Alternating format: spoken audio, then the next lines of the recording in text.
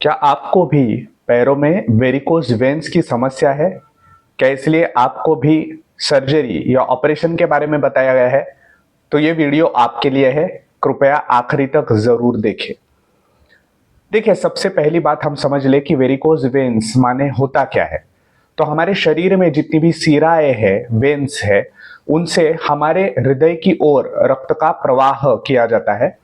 तो ये होते समय होता यूं है कि हम विशेष तौर पे जब ज्यादा खड़े रहते हैं तो उसकी वजह से हमारे पैरों की जो सिराएं है उनमें जो ब्लड फ्लो आपके हार्ट की तरफ पंप होना है उस पर बहुत ज्यादा प्रेशर आ जाता है, क्योंकि वो against the gravity blood flow होगा।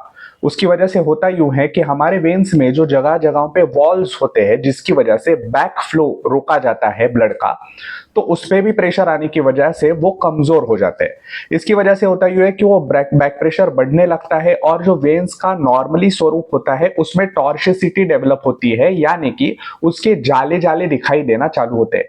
कई जगहों पे आपने देखा होगा कि आप स्वयं को भी देखे या बाकी कुछ लोगों में आपको पता चलेगा कि विशेष तौर पे पिंडलियों में या फिर जंघाओं में जाले तैयार हुए वेन्स के दिखाई देते हैं, नीले हरे रंग के। तो ये है वेरिकोज वेन्स। अब वेरिकोज वेन्स के आगे जाके बढ़ने वाले कॉम्प्लिकेशन ये है कि उसे बोलते हैं वेरिकोज अल्सर्स। माने होता यह है कि अनेक जगहों पे जख्में तैयार होती है और वो जख्म इस तरह की होती है कि वो जल्द से जल्द हील नहीं होती, प्रेशर के तौर पे और प्रेशर वुंड्स डेवलप होते हैं और इससे ये सभी चीजों की चिकित्सा बहुत ही ज्यादा दुष्चिकित्सा हो जाती है। तो इन सभी को अवॉइड करने के लिए बहुत ही आमतौर पर बताया जाता है कि आप सर्जरी करें, लेकिन देखिए ज्यादा से ज्यादा केसेस में सर्जरी की कोई आवश्यकता नहीं होती। तो करना क्या है, कुछ बेसिक्स आपको बताता हूं।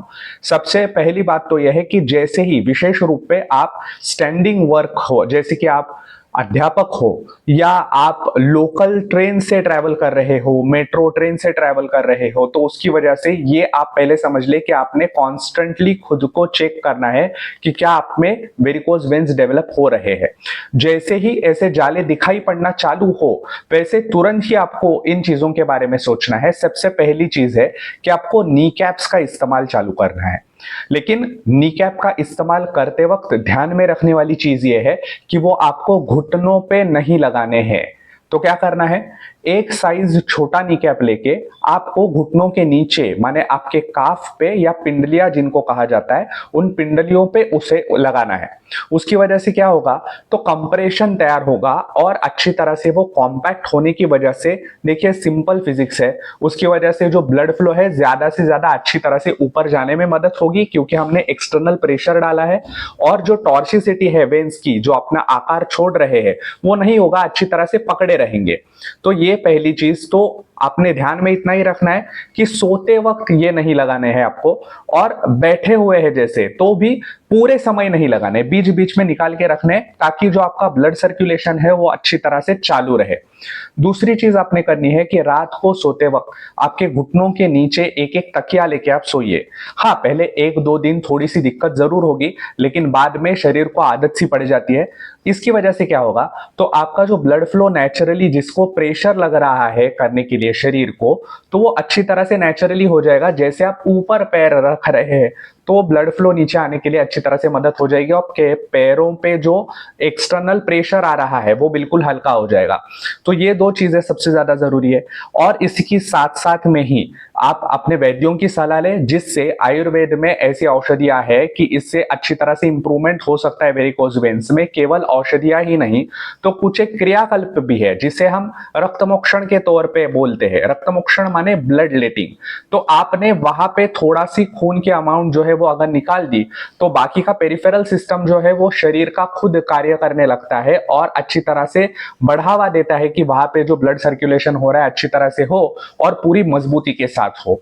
इसी के साथ साथ में आपके वैद्य आपको सुझाव दे सकते हैं कि आयुर्वेद के अनुसार सिद्ध किए गए कुछ एक तेल होते हैं जो बिल्कुल स्पेसिफिक उन उन प्रॉब्लम्स के लिए इस्तेमाल किए जाते हैं। देखिए, आयुर्वेद में बहुत बड़ी रेंज होती है, अगर तेल ही आप ले तो भी आपका प्रॉब्लम कौन सा है उस हिसाब से आपके लिए कस्टमाइज्ड मेडिसिन तैयार की जाती है।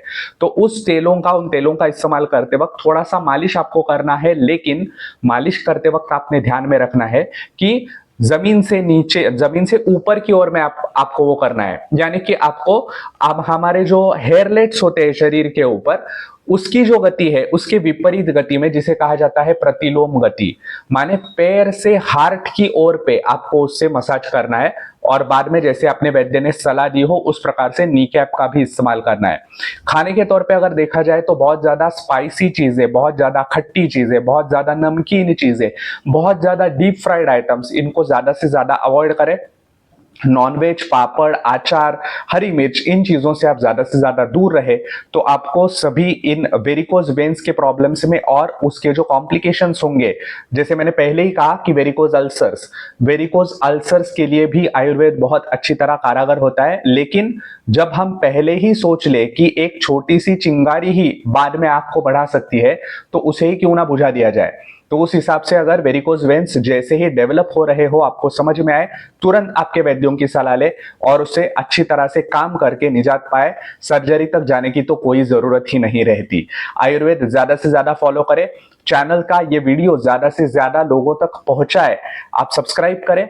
आपको जिन जिन विषयों पे मुझसे जानने की उत्सुकता है उन विषयों के बारे में कमेंट्स में जरूर लिखते रहिए। सर्वे संतु निरामया। धन्यवाद।